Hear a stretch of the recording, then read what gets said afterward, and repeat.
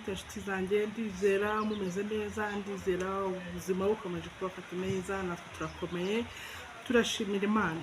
Nari ngarutse rero kubabwira impamvu nahisemo izina Shusho kugira ngo ndikoreshe, kuki ntakoresheje Hajara, kuki ntakoresheje ikindi kintu.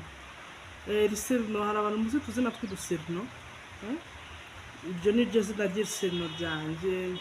Akabyiniriro kwa mu Kinyarwanda, akabyiniriro ni Shusho, niko mu rugo bahise, niryo zina nakuriyeho, niryo zina rinkujije, ntabwo nakora rero ngo ryihakane. Ni izina nkunda cyane, ni izina abantu benshi banziho, abana twabyirukanye, abantu ba muri quartier aho nari ntuye mu rugo, even n'ubu ndi umumama ndacyarikoresha, ntabwo naryihakanye. Umuntu nzi nka Shusho ampamagara nka Shusho nkamwitaba.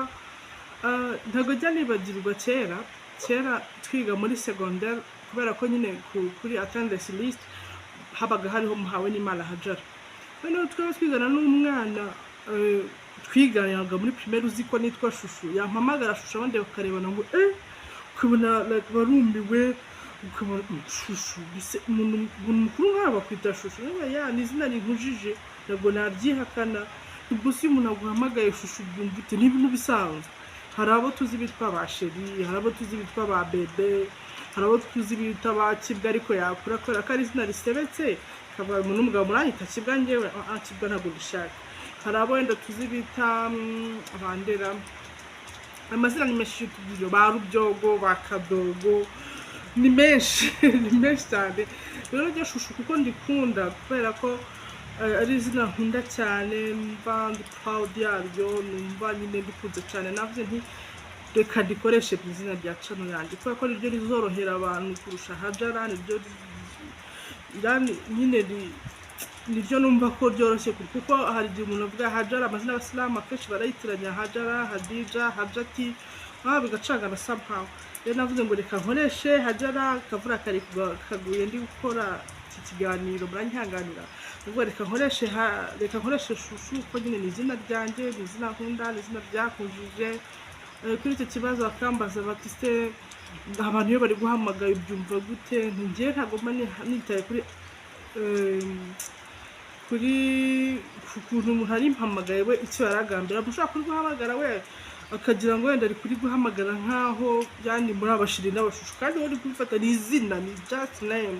Shusho ni izina, yani ndarikunda, rirankuza, na n'ubu nkiryitwa, nubwo ndi umumama Shusho ndarikunda rwose. Izina ryanjye niyo mpamvu navuze ngo rikoreshe. Ubwo irindi biganiro naho gutaha mba mfite byinshi mu gaseke nk'uko mpora mbibabwira.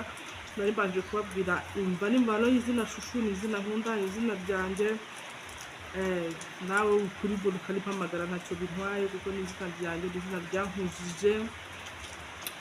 N'abandi bantu nyine bafite uduserino mudukopere kuko twabakujije mu myaka ya kera, nitwo tuzina twanyu. Abantu babaziho nubwo babaye mu makanaka, ntuzatungurwe umuntu mwakata kwita nkande kankoreshe nka Kabebe cyangwa nka Nene cyangwa se nka Gapucuri, amazina nkayo sibyo. Ni amazina yabakujije, ntukayange, na cyatwaye, ntabwo asebetse, even fata ari mu ndangamuntu, ariko ni amazina meza sibyo, amazina meza nyine tujye tuyakunda. Nibwo buryo nahisemo kuvuga ngo reka nkoreshe Shusho, nyitirira channel yanjye ya YouTube. Mubane nanjye, mushyigikire, don't forget to subscribe. Ugiye kuba hano ngo subscribe byari bijyanye, ntabwo biba byoroshye. Muze mubane nanjye, mushyigikire, subscribe, comment, like, share, ubwire inshuti yawe nayo ibwire inshuti yayo, mwese muze mu inshuti zanjye, muvamba ibintu byinshi. Nzajya ngenda mbadonyeraho gato. Noneho comment mu mpa reaction zanyu, nizo zizajya zikomeza kumpa motivation, nizo zizajya zikomeza kumpa ukuntu nkomeza kubabwira ibintu n'ibindi sibyo. Imana ibarinde, ntimucikwe n'ikiganiro cya gatatu. Iyi cyari ikiganiro cya kabiri cyo kubabwira izina ryanjye, kubabwira impamvu ari ryo nahisemo Shusho. Mukomeze kubana nanjye, Imana ibarinde, ndabakunda cyane. Bye bye.